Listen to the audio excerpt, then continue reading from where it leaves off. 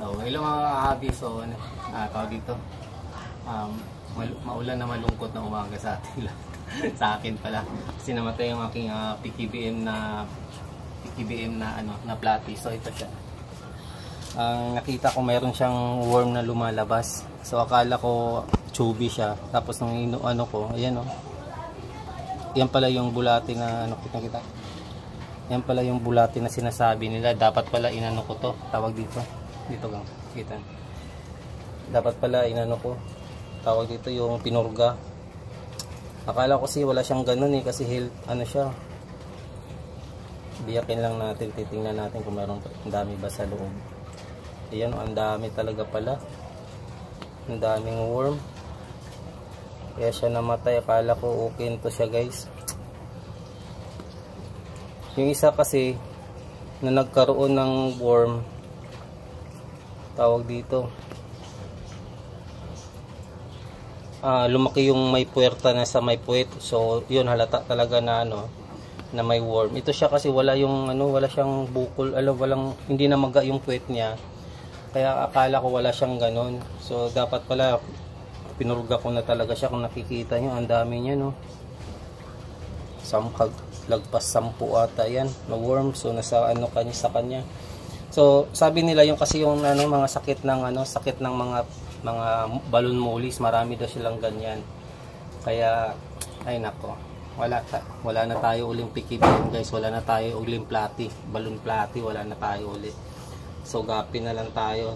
Wala pa naman tayong budget, wala na, next year na yung pag-asa natin dito na magkaroon ng balon platy. Pala to, PKBM na blue eyes pa naman to guys. Sobrang ganda din sana nito. Kaso yun nga, wala na tayong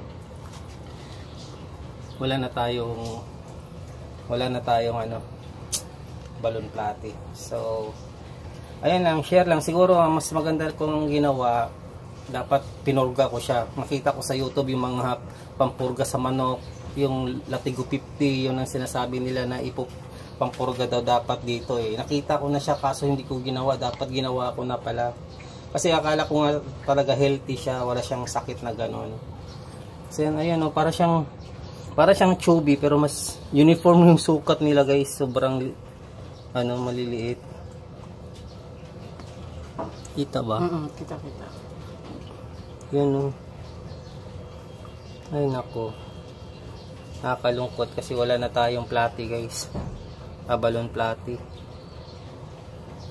May tinatawag na charge to experience. Kaya pag may platy tayo, pag sa tingin natin medyo mahina, pero ito hindi ito mahina eh.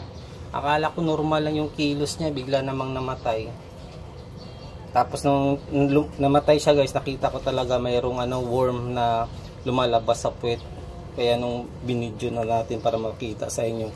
Kaya next time, pag may may balon platy tayo na medyo hindi na maganda yung kilos, purgahin na natin.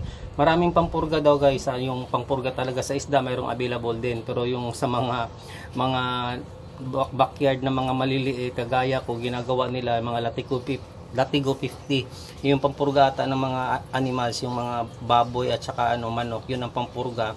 So ginagamit nila sa isda, okay din naman yun, pero medyo risky siya kasi ang ginagawa nila, paglagay nila doon yung isda parang hihimatayin. Tapos pag hihimatayin na, kukunin, ilalagay sa fresh na, yung Latigo 50, ihalo sa tubig, ilagay yung isda doon. Pag sa tingin na tatagilid na yung isda, yung 50, parang hihimatayin na yung isda, kukunin yung isda, ilalagay naman sa fresh na tubig. Tapos mahimasmasan naman din yung isda guys, pero yung bulati nun patay na daw talaga. So sayang, sana ginawa ko na. Ayan, maraming salamat sa panonood. Pets Ko Vlogs nga pala. Paalam, God bless, bye bye.